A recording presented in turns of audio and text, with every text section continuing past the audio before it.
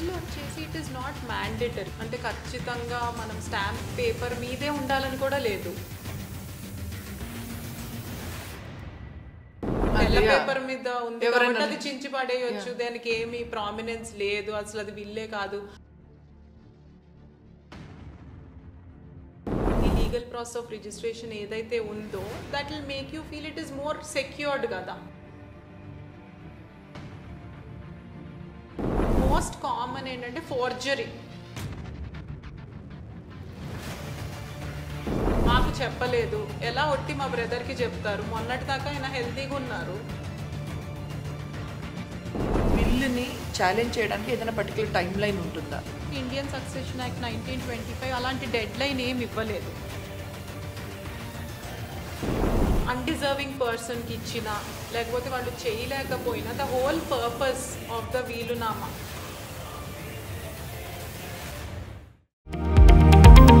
Latest news updates కోసం ఇప్పుడే download చేసుకోండి media effects app. Hi, welcome to the family law podcast with my friend Kavya. Previous ఎపిసోడ్లో మీరు చూసారు కొన్ని క్వేరీస్ ఏదైతే మాకు వచ్చాయో దాన్ని Kavya is answering each and everything. మీకు కూడా ఇలాంటివి ఏమైనా క్వేరీస్ ఉంటే ఖచ్చితంగా మాకు కామెంట్ సెక్షన్లో you can leave a comment or on Instagram do leave a message. So let's start with the queries of the day. So let's start with the first question. ఈ ఎపిసోడ్లో మేము ఏం చేసామంటే విల్లుకి సంబంధించింది అన్ని క్వశ్చన్స్ ఈ ఎపిసోడ్లో కవర్ చేసేలాగా ట్రై చేస్తున్నాం. So Kavya, are you ready? Yes, very much so.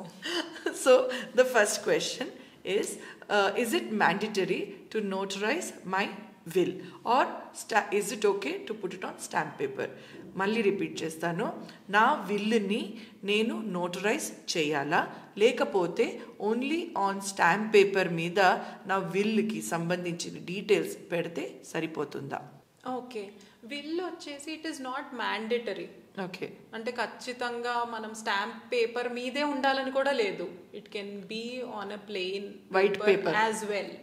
Undue influence ఉండకూడదు, అలాంటి పారామీటర్స్ ఉన్నాయి. కాంటెంట్ కానీ మనము what do you say terms and conditions, లేకపోతే ఎవరు బెనిఫిషియరీ, ప్రాపర్టీ ఏముంది, ఎవరికి వెళ్తుంది, ఇలాంటివి క్లియర్గా ఉండాలి. కానీ స్టాంప్ పేపర్ మీదే ఉండాలి, లేకపోతే నోటరీ చేయకపోతే ఈ బిల్లు చెల్లదు, ఇది చిత్తు కాగితం అంటే తెల్ల పేపర్ మీద ఉంది కాబట్టి అది చించి పడేయచ్చు, దానికి ఏమి ప్రామినెన్స్ లేదు, అసలు అది బిల్లే కాదు అనుకోవడానికి లేదు.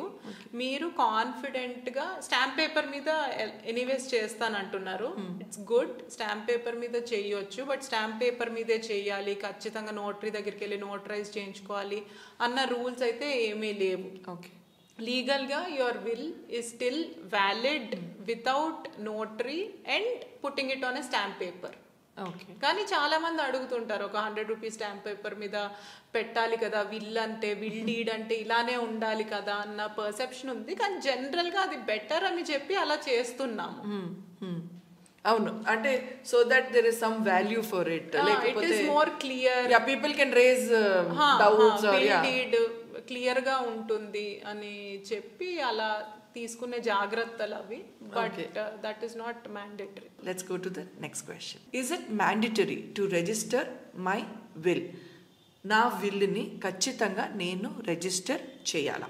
విల్ రిజిస్టర్ చేసుకోవడం మ్యాండేటరీ కాదు, రిజిస్టర్ చేసుకోకపోయినా చెల్లుతుంది. At the same time it is highly advisable to register a will.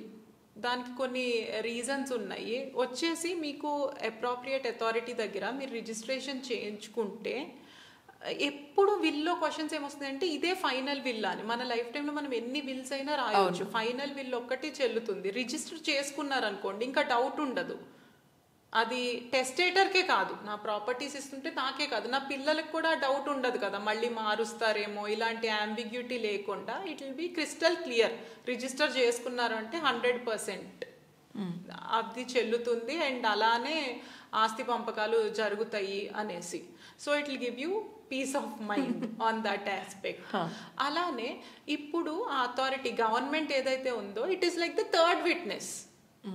ఈ విల్ ఇష్టపూర్వకంగానే జరిగింది అనడానికి థర్డ్ విట్నెస్గా మీకు గవర్నమెంట్ కూడా ఉంది అపార్ట్ ఫ్రమ్ అదర్ విట్నెసెస్.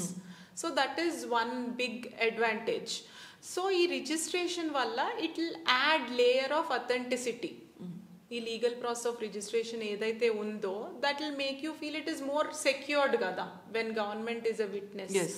దాని గురించి for these reasons it is highly recommendable to go for a will registration. అది సింపుల్ ప్రాసెస్సే, బట్ దానివల్ల ఈ బెనిఫిట్స్ అన్నీ ఉంటాయి అన్నమాట. ఎట్ ద సేమ్ టైం ఒక కామన్ ఇష్యూ ఏమొస్తుందంటే, కొంతమంది వచ్చి విల్ డీడ్ మా ఫాదర్ అయితే రాశారండి, నా పేరు మీద కూడా ఇది పెట్టాను అని నాతో చెప్పారు. విల్ డీడ్ ఇంట్లో బీర్వాలో ఉందని కూడా చెప్పారు, కానీ ఆయన డిమైజ్ తర్వాత తీస్తే అది లేదు. ఇప్పుడు దానికి ఇంకో కాపీ లేదు, విల్ డీడ్ ప్లేస్లో లేదు. ఇది ఎవరు నమ్ముతారు? బీర్వాలో ఉందని చెప్పారండి నేను ఫోన్ కాన్వర్సేషన్, అది నిజం అయి ఉండొచ్చు. వాళ్ళు చాలా టెన్షన్ లో కాల్ చేస్తారు, మా ఫాదర్ చెప్పారండి నాకే ఇస్తానని. మా చుట్టాలకు కూడా తెలుసు, ఆ మామిడి తోట నాదే, నాకు చిన్నప్పటి నుంచి చెప్తున్నారు అని చెప్పి, మా బ్రదర్స్కి ఇవ్వను నీదేనమ్మా అని చెప్పారని. అలాంటివి కూడా జరుగుతుంటాయి కదా. చూస్తే అది ఉండకపోవచ్చు, రోజు మనమైతే డాక్యుమెంట్స్ చూసుకుంటే ఎవరు ఉండరు కాబట్టి అది మిస్ప్లేస్ అయింది అనుకోండి, you can get it from the registry. ఒక certified copy of the will register అయింది మీకు వచ్చేస్తుంది. సో ఆ టెన్షన్ ఉండదు, ఈ పేపర్ మిస్ అవుతుందా అలాంటి టెన్షన్ కూడా ఉండదు రిజిస్టర్ అయితే. So these are the advantages. నాకు ఒక డౌట్, సో లాస్ట్ ఏదైతే డేట్ ఉంది దట్ ఓన్లీ చల్లుతుంది.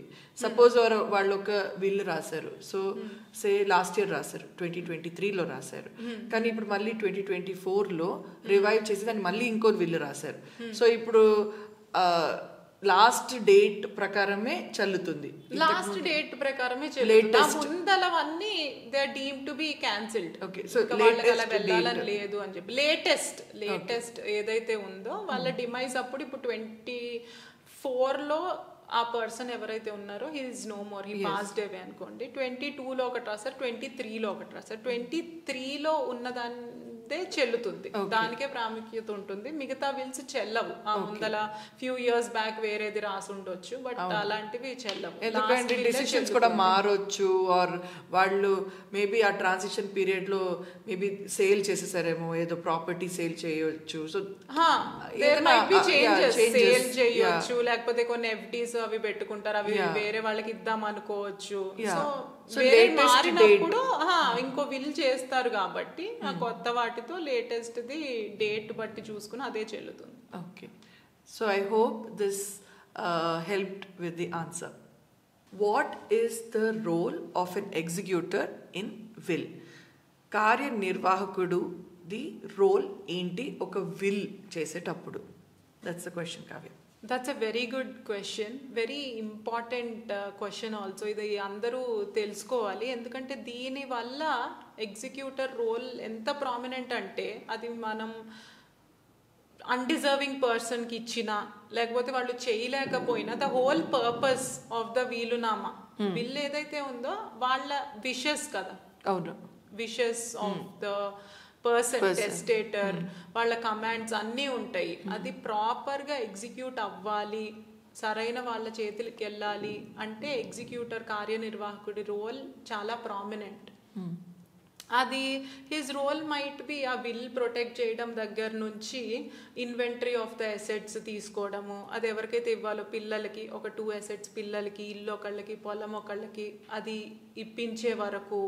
అండ్ అలానే ఇంకో మేజర్ రోల్ ఏంటంటే or duty of the executor వచ్చేసి, ఏమన్నా లోన్స్ ఉన్నాయి అనుకోండి which this person who wrote the will, the testator, loans ఉంటే అవి క్లియర్ చేసి వాళ్ళకి అప్పచెప్పడం బెనిఫిషియరీకి, ఇవన్నీ కూడా వాళ్ళ రోల్ ఉంటుంది అనమాట. ఓకే, సో వాళ్ళైతే చాలా వరకు ఇంపార్టెంట్ రోల్ ప్లే చేస్తున్నట్టే. It's a major role. And ఎవరైనా విల్ రాస్తుంటే ఎగ్జిక్యూటర్ పెట్టుకున్నప్పుడు వాళ్ళతో కూడా డిస్కస్ చేయాలి. నీ పేరేదో నేను వాడుతున్నా, నా పిల్లలకి అదే కూతురు కదా అనుకున్నాం కదా, కొడుకు ఇది అనుకున్నాం కదా, అది రాసేస్తున్నాను, నువ్వు జస్ట్ వాళ్ళకి అప్పచెప్పేసి అని కాకుండా అసలు లోన్స్ ఏమున్నాయి, ఏం పే చేయాల్సింది ఉంది, ఏ ప్రాపర్టీ ఎక్కడుంది, కరెక్ట్గా వాటి డీటెయిల్స్ ఇవ్వడం కూడా ఇట్స్ వెరీ ఇంపార్టెంట్. ఎందుకంటే from the demise of the testator executor role start అవుతుంది. ఓకే. అండ్ అది ఎండ్ అయ్యేదాకా ఎవరి చేతిలో వాళ్ళ ఆస్తి ఏదైతే రాశారో బెనిఫిషియరీకి చేరుకునేదాకా లోన్స్ క్లియర్ అయ్యి ఏమైనా ట్యాక్సెస్ పే చేయాల్సింది అదంతా అయిపోయి వాళ్ళ చేతులకు వచ్చేదాకా ఎగ్జిక్యూటర్ రోల్ ఉంటుంది. So it is a very important role. So అలా ఎగ్జిక్యూటర్తో అన్ని డిస్కస్ చేసి అప్పుడు విల్ చేస్తే ఆయన కూడా అన్ని తెలిసి ఉంటాయి కాబట్టి it will be crystal clear. అవును అవును అవును. Especially when there are big properties లేకపోతే కంపెనీ షేర్స్ గురించి అలా కూడా విల్స్ ఉంటాయి కాబట్టి ఎగ్జిక్యూటర్ కూడా మంచి నాలెడ్జ్ ఉండాలి, అన్నీ తెలిసి ఉంటే ఐ థింక్ అంటే ఇట్ ఈస్ మోర్ క్లియర్ కూడా కదా. అంటే రేపు ఊరికి గొడవలు రావడం ఇలాంటివి కూడా జరగడం టుమారో ఆయనే హ్యాండిల్ చేయాలి కదా. ట్రూ. ఇది వాళ్ళకే ఇచ్చారా, వీళ్ళు ఒరిజినల్ చూపించండి అంటారు, మీ పేరు ఎగ్జిక్యూటర్ కింద పెట్టారు కదా, లేదు మా ఫాదర్ నాకు ఈ కంపెనీ ఇవ్వరు లేకపోతే ఈ లయబిలిటీ నేను తీసుకోను, అలాంటివి లేకుండా చూసుకోవడం దగ్గర నుంచి ఆయన బాధ్యత ఉంటుంది. Obligation and duty of the testator ఉంటది కాబట్టి యాజ్ యూ సెడ్ అన్ని డిస్కస్ చేసి ఇవ్వాలి. Because tomorrow he's facing the heat, వచ్చి ఆయన్నే అడుగుతారు కదా ఇలా ఎందుకు అలా ఎందుకు, ఇది చూపించండి అది చూపించండి అంటే ఆయన కూడా ఆన్సర్స్ తెలిసి ఉంటాయి. అవును. ఎందుకు ఈ ప్రాపర్టీని ఇచ్చారంటే హీ కెన్ కాన్ఫిడెంట్లీ సే మీ ఫాదర్ ఇలా అనుకున్నారు లేకపోతే మీ మదర్ ఇలా అనుకున్నారు, ఇదైతే ఇవ్వడం better because you stay in India or it can be anything, అందువల్ల అని చెప్పి చెప్పడానికి ఉంటుంది. No surprises, it will go smoothly that way. Yeah, thank you so much for this answer. So Kavya, ఇప్పుడు మీరు ఇప్పుడు హైకోర్టులో కేసెస్ హ్యాండిల్ చేస్తున్నారు, అలాగే డిస్ట్రిక్ట్ కోర్ట్స్లో కూడా హ్యాండిల్ చేస్తున్నారు. సో ఈ ఎపిసోడ్లో మనం విల్లు గురించి ఎక్కువ మాట్లాడుతున్నాం కాబట్టి మీరు హ్యాండిల్ చేసిన ఏదైనా కేస్, విల్లుకి సంబంధించిన కేసులో ఏమైనా పాయింట్ ఉంటే అవి ఏమైనా షేర్ చేయగలుగుతారా?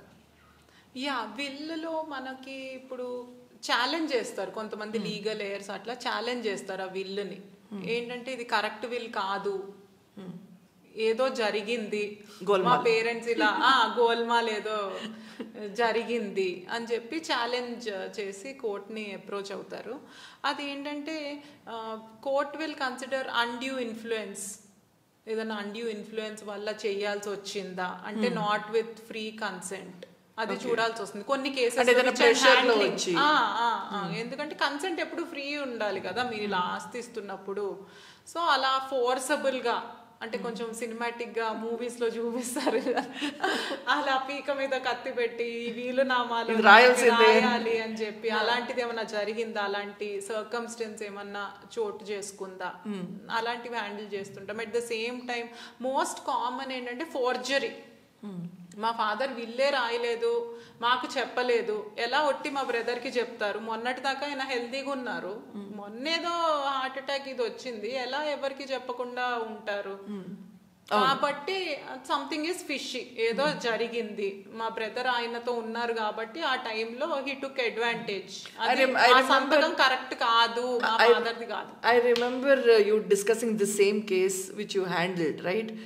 Of course I can't tell the name, but you handled the case very similar. ఇప్పుడు మీరు చెప్పినట్టు ఫోర్జరీ ఎక్కువ వస్తుంది, ఎందుకంటే ఫోర్జరీ పెట్టి కొన్నిసార్లు ఏంటంటే ఆస్తులు కూడా చేతులు దాటుతుంటాయి అనమాట. ఎందుకంటే ఇది నాదే, మా ఫాదర్ నుంచి వచ్చింది లేకపోతే మా మదర్ నుంచి వచ్చింది అని చెప్పి దాన్ని బట్టి you will get that property, అది అమ్మేసుకోవచ్చు కూడా కదా టు అ థర్డ్ పార్టీ, అది జరిగే అవకాశం ఉంది. ఓకే, బట్ వీళ్ళని ఛాలెంజ్ చేసి అది ప్రూవ్ చేసుకోగలిగితే థర్డ్ పార్టీ ఎవరైతే ఇన్వాల్వ్డ్ ఉన్నారో కూడా వాళ్ళని తీపిచ్చి like those sale deeds will be cancelled, the legal process మనం రివోక్ చేసి we can see to that ఎవరికైతే రావాలో బెనిఫిషియరీకి ఎలా కరెక్ట్గా ఆస్తి పంపకాలు జరగాలో అలా జరిగేటట్టు. So will is that powerful. Okay, so అలాంటివి ఉన్నప్పుడు అన్డ్యూ ఇన్ఫ్లుయెన్స్, ఫోర్జరీ, ఫ్రాడ్ వాటి జరిగింది, ఇవన్నీ కన్సిడర్ చేస్తారు అనమాట. సో ఇలాంటి కేసెస్ ఎక్కువ వస్తూ ఉంటాయి. ఏంటంటే అన్డ్యూ ఇన్ఫ్లుయెన్స్ వల్ల చేయాల్సి వచ్చింది, లేకపోతే ఫోర్జరీ ది ఫ్రీక్వెంట్ కేసెస్ అయిపోయినాయి ఇప్పుడు. ఎందుకంటే టు టేక్ అడ్వాంటేజ్, ఎస్పెషల్లీ పిల్లలు అబ్రాడ్ ఉన్నప్పుడు ఒకళ్ళు బిల్ ఉంది అని చెప్పి ప్రాపర్టీస్ మూవ్ చేయడం, or it can even be like girl child కి ఇవ్వకుండా ఫేవరెటిజం చేయడము, అలాంటివి కూడా వీళ్ళలో జరుగుతూ ఉంటాయి. And that can be even favouritism అది if it is self acquired property ఎవరికైనా ఇవ్వచ్చు కాబట్టి they can give to their favourite child, nobody can question. అది యాన్సిస్ట్రల్ ప్రాపర్టీ అయితే దాని ప్రకారం భాగాలు అవ్వాలి. అవును, కాబట్టి అలా జరుగుతుంది. ఓకే. సో అలా it depends on the property also. And rare కేసెస్లో యాజ్ వీఆర్ డిస్కసింగ్ ఏ కేసెస్ హ్యాండిల్ చేయడంలో కొన్నిసార్లు ఇంప్రాపర్ ఎగ్జిక్యూషన్ కూడా జరుగుతుంది. అంటే ఇందాకే ఎగ్జిక్యూటర్ రోల్ గురించి చెప్తున్నాం కదా ఎంత ఇంపార్టెంట్. వాళ్ళు ఇంప్రాపర్ గా ఎగ్జిక్యూట్ చేశారు, ఎవరికో ఎక్కువ ఆస్తి ఇచ్చేసారు, ఎవరికో తక్కువ రాసున్న దాని మీద. అంటే wishes and commands of the testator ఏదైతే ఉందో అలా కాకుండా వేరే రకంగా జరిగింది అనుకోండి, ఇంప్రాపర్ ఎగ్జిక్యూషన్ వి. అండ్ కొన్నిసార్లు ఏంటంటే ఇన్ రేర్ సర్కమ్స్టాన్సెస్ నేను హ్యాండిల్ చేసిన దాంట్లో జరిగింది ఎక్కువ ఫోర్జరీ ఇవి వస్తుంటాయి. ఏంటంటే లాస్ట్ విల్ అది కాకుండా ఉండటం. ఒక విల్ రాశారు, దాన్ని బట్టి the case is going on, లేకపోతే ఆస్తి పంపకాలు జరిగినాయి, బట్ దాని తర్వాత ఇంకో విల్ ఉంది, లేటెస్ట్ విల్లే కన్సిడర్ చేయాలి. కాబట్టి the person or legal heir who has it can come and say చూడండి ఈ పలానా డేట్ నా మా గ్రాండ్ ఫాదర్ లేకపోతే ఎవరైనా ఇది చేశారు, this is the latest will, so దీని ప్రకారం జరగాలి అని చెప్పి they can challenge the previous will which is in place. అది ఇంకా చెల్లదు అని చెప్పి. సో కావ్య, ఇప్పుడు ఇది ఛాలెంజెస్ గురించి చెప్పారు కదా, ఈ విల్ని ఛాలెంజ్ చేయడానికి ఏదైనా పర్టికులర్ టైం లైన్ ఉంటుందా? టైం లిమిటేషన్ ఉంటుంది. In India it is 12 years. 12 years after demise of the testator, 12 years లోపల ఛాలెంజ్ చేయాలంటే 12 years లోపల వాళ్ళు ఛాలెంజ్ చేయాలి. the earlier the better, but 12 years దాకా. at the same time మన ఇండియన్ సక్సెషన్ యాక్ట్ 1925 అలాంటి డెడ్ లైన్ ఏమి ఇవ్వలేదు. So any legal heir who wants to challenge it, ఎందుకంటే అంత ముందల ఒక ప్రూఫ్ దొరకకపోవచ్చు, something to produce in the court and challenge. You can't go for a frivolous complaint కదా. అలాంటిది ఏదైనా అవైలబుల్ వచ్చింది in that circumstances, they got to know, they have seen, అలాంటివి, then they can go ahead and challenge the will. దానికి dead line లేదు as per Indian succession. In general 12 years is the time frame, but this is you can take it maybe, అంటే clear గా చెప్పాలంటే loop whole అదే is you can still challenge it over time also. Okay. But obviously challenge చేసాక you have to prove it as well, as fast as possible. delay అయితే for that also there should be a valid reason which should be considered. నేను just మన ఇష్టం వచ్చినట్టయితే చేయడానికి లేదు. The earlier the better. If somebody has any intention ఇది willow ఉంది అని అంటే ఇమ్మీడియట్లీ ఛాలెంజ్ చేస్తే ఇంకా బెటర్ గా ఉంటుంది. And at the same time ఈ లోపల వేరే వాళ్ళ ఆస్తులను అమ్ముకునో ఎంజాయ్ చేయడమో జరగదు కదా. the better. ఎప్పుడుకో ఛాలెంజ్ చేస్తే it might not be of any use to you, ఎవరైతే ఛాలెంజ్ చేశారో. అండ్ ఛాలెంజర్ మీద కూడా over time there will be a burden, ఎందుకు ఇంత డిలే ఉంది అనేసి. అంటే కొంతమంది ఆలోచిస్తూ ఉంటారు మా సిస్టరే కదా కొన్నాళ్ళ తర్వాత చూద్దామని. సో అలాంటివి పెట్టుకోకండి, 12 years లోపలే ఛాలెంజ్ చేయాలి. The earlier the better in this situation. Okay, so thank you so much Kavya. So I hope ఈ ఎపిసోడ్ మీ అందరికీ యూస్ఫుల్ అని అనుకుంటున్నాము మేమిద్దరు. అంటే ఈ ఎపిసోడ్ 12లో ఓన్లీ విల్కి సంబంధించింది క్వైరీసే తీసుకున్నాము. మీకు వేరే క్వైరీస్ ఉంటే డెఫినెట్లీ మాకు ఈమెయిల్ చేయండి, లేకపోతే కామెంట్ సెక్షన్లో you can leave a comment. అలాగే ఇన్స్టాగ్రామ్లో కూడా మెసేజెస్ ద్వారా you can get in touch with us. So next episode we will come up with another topic related to family law. Until then, thank you so much and have a great day.